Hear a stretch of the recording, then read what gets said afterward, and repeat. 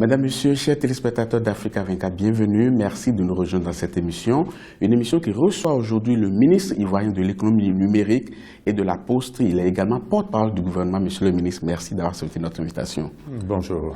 Au cours de cette émission, nous allons parler d'abord de votre secteur, l'économie numérique et la Poste. Et après, on parlera des questions d'ordre général liées à la vie socio-politique et économique de la Côte d'Ivoire. Monsieur le ministre, un des grands chantiers que vous avez initiés dès que vous êtes arrivé à la tête de ce département, c'est la mise en place du e-gouvernement. Qu'est-ce que ça dit concrètement? Le e-gouvernement, c'est toutes les possibilités qui sont offertes aujourd'hui par le numérique, par les technologies de l'information et de la communication, pour d'une part faciliter le travail du gouvernement, donc faire en sorte qu'il travaille mieux, plus efficacement, et d'autre part faciliter sa relation avec les clients, donc permettre avec ses clients qui sont les administrés, qui sont la population de façon générale, donc qui permet à cette population d'accéder à des services du gouvernement plus facilement à travers les technologies qui sont offertes. Le projet a été mis en place depuis 2012. Est-ce que vous avez pris le temps de l'évaluer, de voir l'impact que cela a eu dans l'administration, dans le fonctionnement? L'impact se fait tous les jours. Nous avons bien évolué là-dessus.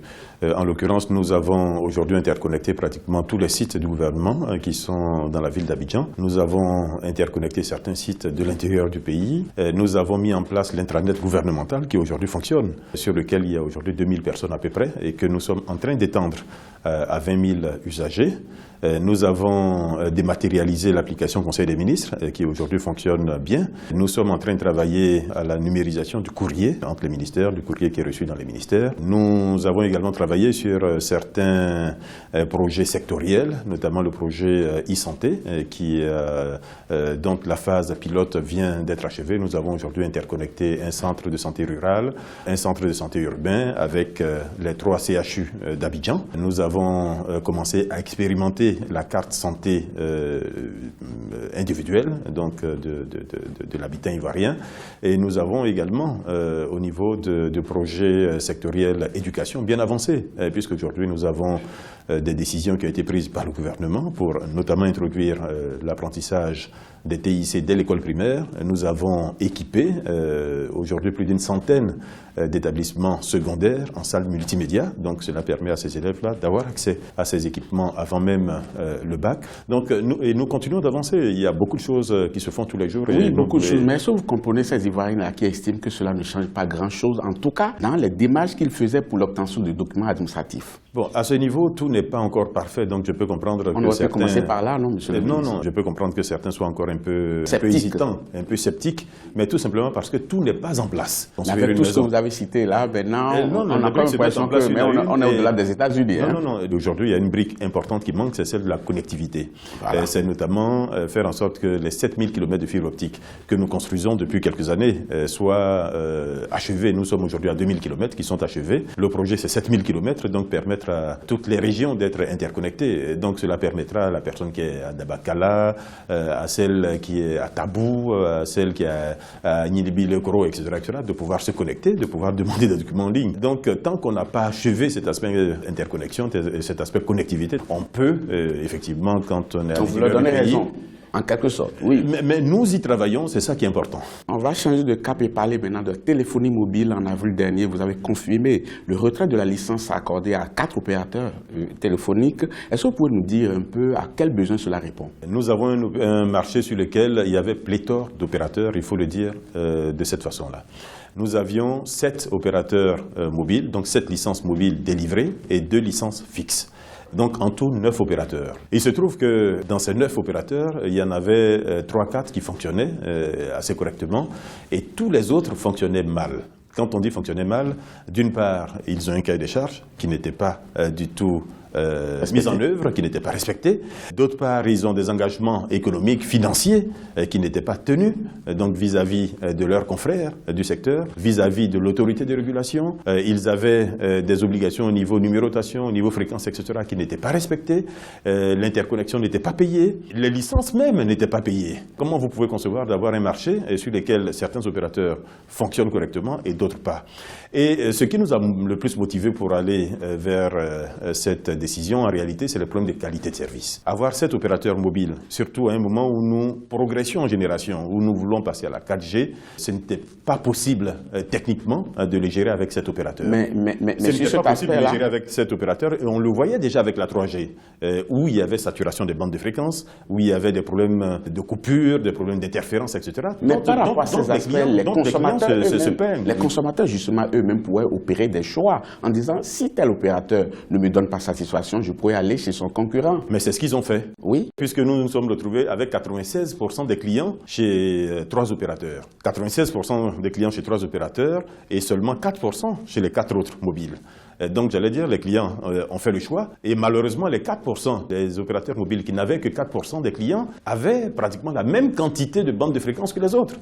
Donc, évidemment, nous nous retrouvions sur un marché qui ne pouvait pas être efficace, sur lequel il y avait des problèmes de qualité de service. Les populations n'étaient pas contentes, et à juste raison. Donc, nous sommes aujourd'hui dans une configuration où nous avons désormais la possibilité d'améliorer la qualité de service des opérateurs qui sont sur le marché, qui sont restés sur le marché. Pour la gouverne de nos téléspectateurs, les 4 opérateurs, il s'agit de Warid, Niamoutier, Télécom, Green et Comium. Mais l'autre aspect, c'est les conséquences. Aujourd'hui, apparemment, les conséquences sont désastreuses avec le nombre de personnes qu'on a tuées dans la rue. Monsieur le ministre, est-ce qu'on n'aurait pas pu penser à comment éviter cela ou bien soulager quand même ces personnes qui se retrouvent aujourd'hui sans emploi et qui sont à la rue?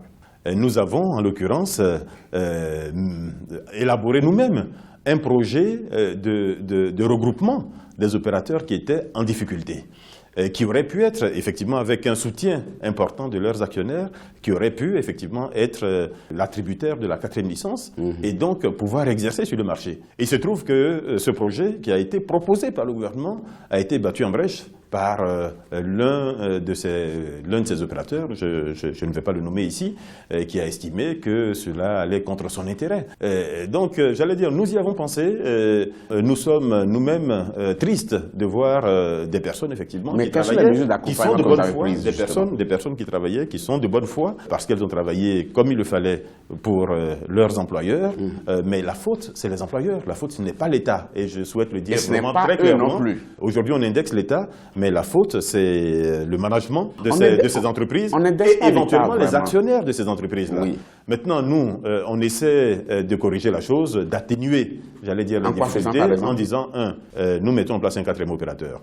Nous n'étions pas obligés d'initier ce 4e opérateur, d'autoriser ce 4e opérateur. Nous aurions pu nous contenter de 3 opérateurs, comme beaucoup de marchés aujourd'hui d'ailleurs dans le monde le font. Mais ça réduit quand même la concurrence aussi. L'objectif d'avoir ce 4e opérateur, c'est essentiellement pour permettre d'absorber justement ces personnes qui sont sur le marché, parce que nous nous disons que ce 4e opérateur est rationnel, il est intelligent. Quand il va arriver, les personnes qu'il voudra recruter, ce sont des personnes qui ont une certaine expérience. Et les personnes qui ont l'expérience sur le marché, c'est celles qui étaient chez ces opérateurs-là, d'une part. D'autre part, nous sommes en train de nous impliquer dans la liquidation de ces opérateurs, alors que ce n'est pas notre rôle de le faire. Nous aurions pu nous contenter de dire c'est l'expert comptable ou c'est le tribunal.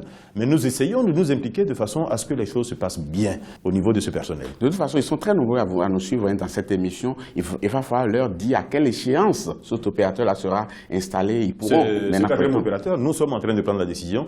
Je dois dire que nous avons achevé aujourd'hui le travail technique au niveau du ministère. Nous sommes en train d'élaborer la communication qui partira en Conseil des ministres.